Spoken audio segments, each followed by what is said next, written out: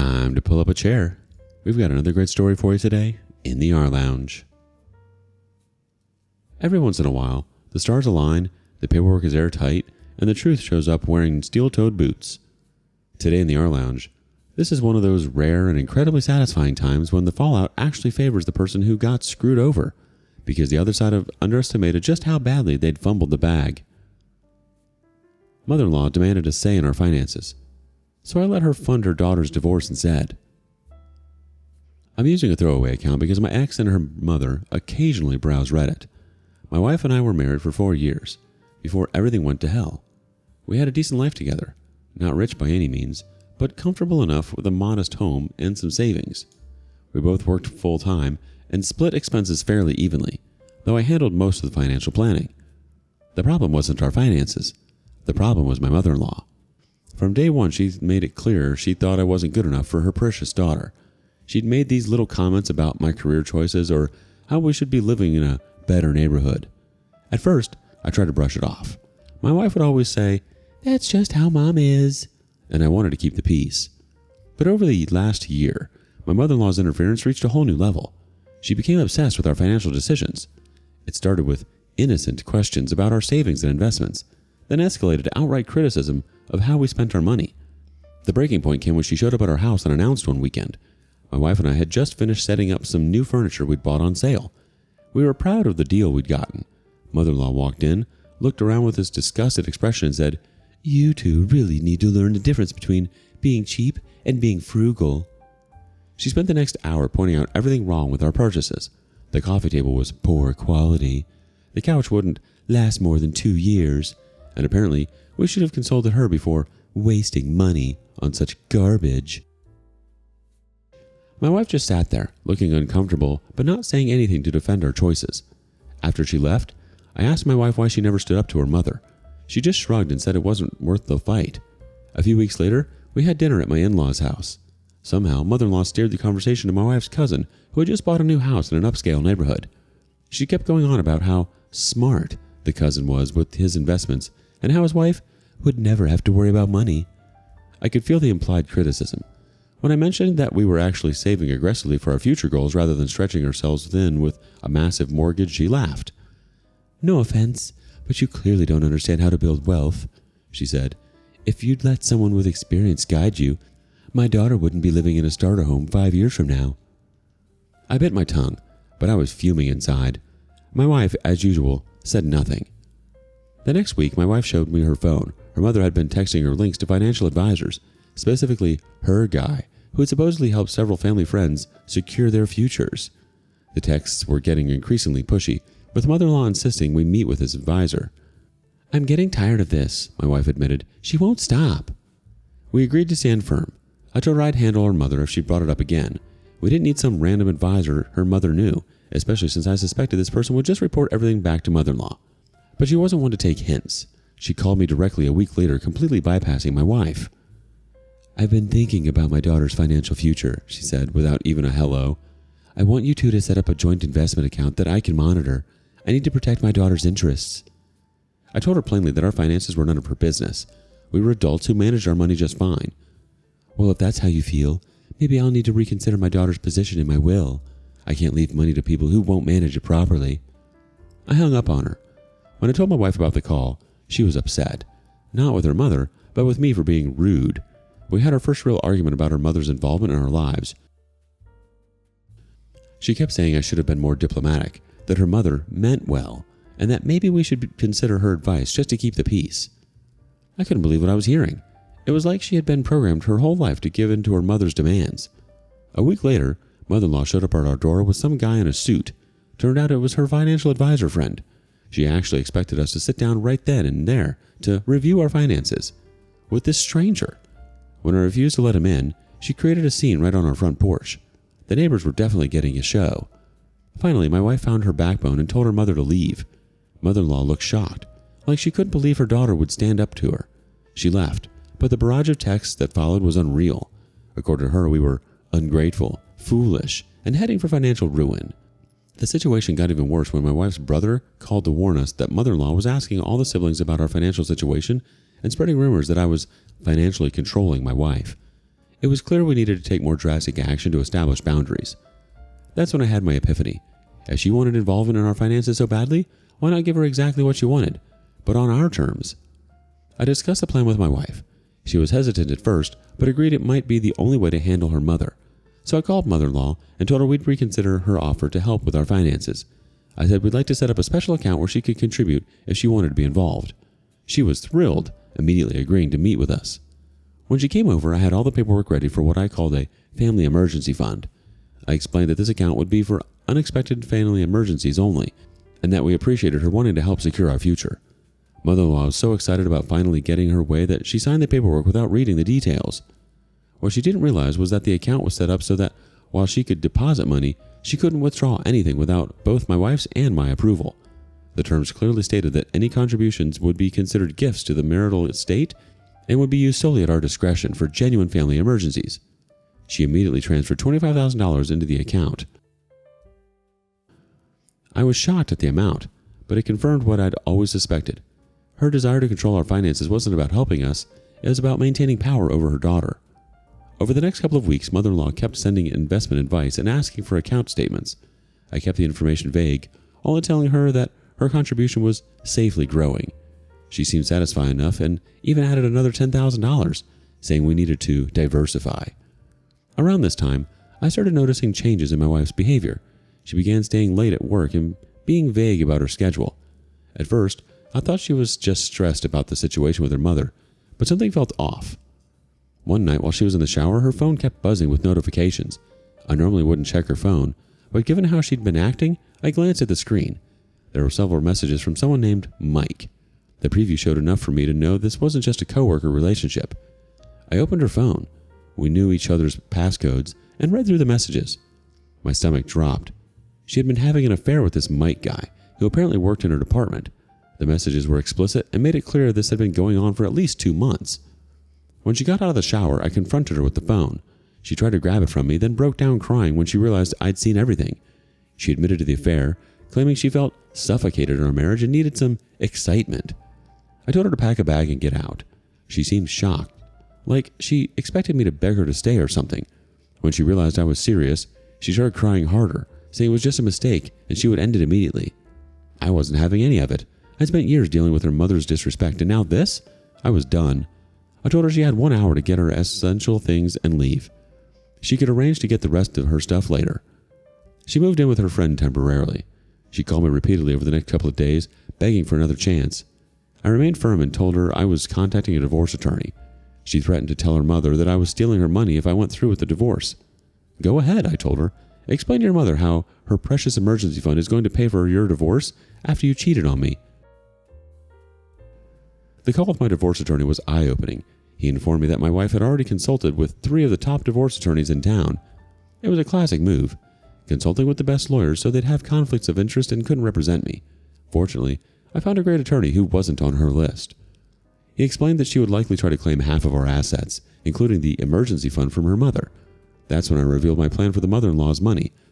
My attorney actually chuckled and said, "Well, that's one way to handle an overbearing mother-in-law." Mother-in-law had been so determined to have a say in our finances, and now her money was going to fund her daughter's divorce. A divorce necessitated by her daughter's infidelity, no less. I knew the road ahead would be messy. Mother-in-law would be furious when she found out what was happening with her money. My wife would try every trick in the book to get as much as she could, but for the first time since this whole ordeal began, I felt like I had the upper hand. I couldn't help but feel a strange sense of satisfaction. The family emergency fund was about to be used for exactly what it was intended for, a family emergency, just not the kind mother-in-law had imagined when she signed those papers. I poured myself a drink and toasted to the impending crap show. Sometimes karma works in mysterious ways, and sometimes it works exactly as planned. I'm genuinely sorry you had to go through all of that. It sounds like you were constantly trying to keep your marriage afloat while also dealing with your mother-in-law playing financial puppeteer and your wife just letting it happen. That's exhausting. And then the affair? After everything you put up with from her side of the family, your wife decided that was the time to start looking elsewhere for excitement? That's just cruel. You deserve better. Period. Update. In my last post, I explained how my mother-in-law's obsession with controlling our finances led me to create a family emergency fund that she eagerly funded, only for it to become a resource during the divorce after I caught my wife cheating. Well, a lot has happened since then, and I thought you all might appreciate an update. I received the formal divorce papers from my wife's attorney about a week after my last post. She was seeking half of all of our assets plus alimony. The kicker? Her attorney was one of the most expensive in town. I knew there was no way she could afford this lawyer on her own, which made me wonder where the money was coming from. My attorney noticed that my wife has been making small but frequent transfers from our joint account over the past few months. These weren't huge, but they had started to add up significantly. He suspected she was squirreling away money before the divorce. "This might just be the tip of the iceberg," he told me. "I can bring in a financial expert to dig deeper, but it'll cost extra." I didn't hesitate. Do it. If she's trying to hide assets, I want to know. While this investigation was happening, my mother-in-law called me, absolutely livid about the divorce. "How dare you do this to my daughter?" she screamed through the phone. "I demand access to my money right now."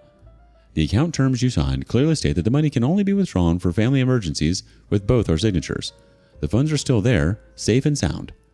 She shouted, "This is a family emergency. My daughter needs that money for her lawyer." "Interesting that you consider her needing a divorce lawyer after cheating on me to be a family emergency," I replied. "The court will decide how those funds are distributed as part of a marital assets." She hung up on me after a string of insults I won't repeat here. A few days later, my wife called, clearly panicking about her attorney fees. "I can't afford the retainer. Can you release some money from our accounts?"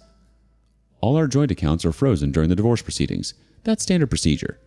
She said, "What about the emergency fund? We could use some of that, right? It's for emergencies." "Your affair and subsequent divorce don't qualify as the kind of emergency her mother intended when she set up the fund. Besides, any withdrawals require both our signatures, remember?" She started crying, claiming she had no money for anything. I reminded her that she had a job and suggested she find a more affordable attorney. The next day, my mother-in-law showed up at my workplace. She created such a scene that security had to escort her out. She was screaming about how I was stealing her money and that I needed to release the funds so her daughter could pay for the divorce. My coworkers were shocked, but honestly, I was just embarrassed for her. The financial expert my attorney hired was worth every penny. He discovered my wife had a secret account where she'd been hiding money for almost a year, long before I discovered her affair. She'd managed to squirrel away over $30,000 that she hadn't disclosed during the divorce proceedings. My attorney was thrilled with this discovery. She's legally allowed to withdraw money from joint accounts, but failing to disclose assets during divorce proceedings is both hiding marital property and perjury. The judge won't look kindly on this. I had to fight the urge to call and gloat about catching her. Instead, I let it play out in court. When my attorney presented the evidence of the hidden account, my wife turned bright red. The judge immediately ordered her hidden account frozen. Between that and the already frozen joint accounts, she was suddenly without access to any significant funds. I only found this out because she called me that evening, sobbing about how she couldn't even buy groceries. "Please talk to your lawyer," she begged. "Get them to unfreeze at least one account. I'm desperate." "Why would I do that? You've been secretly draining our joint account for a year while asking the court to give you half of what's left. You tried to rob me, and now you want my help?" "I need that money. It's mine too." "Actually, I've had the bank freeze our joint account completely. Neither of us can access it until the court decides how to divide it." She started screaming that I was trying to cheat her, that it wasn't legal, and that she would get the bank to unfreeze it. "The bank will only unfreeze it if we both request it, and I have no reason to do that. Unlike you, I declared all my separate savings in court, so I'm not doing anything illegal. You, on the other hand, have proven you can't be trusted with access to our joint funds." After that, things moved quickly. The judge was not impressed with my wife's attempt to hide assets. In the final judgment, I was awarded all the money in our joint account plus 70% of the funds from her hidden account. Her lawyer managed to argue that some of the hidden money had been saved directly by her, which is why I didn't get 100% of it. What really upset her was being denied alimony. Her lawyer tried to argue for it, but the judge pointed out that she had a job and that her attempt to hide assets had demonstrated bad faith. She was also ordered to pay a fine and reimburse me for the cost of the financial expert who uncovered her deception. As for the family emergency fund that mother-in-law had set up, the judge ruled it was indeed marital property since it had been gifted to both of us according to the paperwork mother-in-law had signed. It was split equally in the divorce settlement. About 2 months after the divorce was finalized, my ex-wife called me again. She explained that she was having a tough time financially. The divorce had drained her resources, and her friend was getting tired of having her stay over. Apparently, the friend had been dropping increasingly obvious hints about when she would be getting her own place. "I have no way to pay rent right now," she admitted. "I just need a little time to get back on my feet. Could I maybe stay at the house for a while, just until I save enough for a deposit on an apartment?" I couldn't believe what I was hearing. Have you forgotten what a divorce means? We're not together anymore. There's zero chance of you moving back in, even temporarily. Where am I supposed to go? What about Mike? I asked, referring to her affair partner. Can't you stay with him? She completely ignored the question, which told me everything I needed to know. Mike had probably lost interest once she was actually available. Typical. This is all your fault. You stole my savings. I'd have plenty of money if you hadn't taken everything in the divorce. I didn't steal anything. You hid an account from the court. That's perjury. I had savings too, but I declared them properly. You can't blame me for the consequences of your own actions. You took my emergency fund. I need that money back. It was awarded to me by the court, I said. If you want it back, talk to your lawyer, though I doubt they'll be eager to help you after you lied to them too. She called me several nasty names after that and accused me of financial abuse, which was wretched coming from someone who had secretly drained our joint account for a year. I told her not to contact me again and hung up. I've committed to going no contact with her now. She's called several times since then, but I only answered the first time to reiterate that I didn't want to speak with her anymore. My doorbell camera caught her coming by the house once when I wasn't home, but she hasn't returned since. As for mother-in-law, she's been telling everyone that I tricked her and stole her money. My ex's brother actually called me to say he didn't blame me for what happened. He said their mother had always used money to control people, and he thought it was about time someone gave her a taste of her own medicine. The most satisfying part? I used my portion of the emergency fund to book a vacation. I made sure to post plenty of photos on social media where I knew mother-in-law would see them. Petty? Maybe. Satisfying? Absolutely. I don't know what's happening with my ex now, and honestly, I don't care. Your mother-in-law is seriously something else. Barges into your workplace demanding her money back like it's a hostage situation, when she's the one who literally signed the terms that made it inaccessible without your approval. And now she's out here playing victim? Please. The only thing she was robbed of was the illusion of control. And your ex? Hiding $30,000 for a year and still trying to play the poor me card after cheating and lying under oath? Wild. If your in-laws wanted a say in your finances, would you let them in? Let us know in the comments below. Or share your horror stories. We want to hear them. Thank you for joining us today in the rLounge. Be sure to like and subscribe and hit that notification bell so you don't miss out on our next video. Until next time. And please put your chair back where you found it.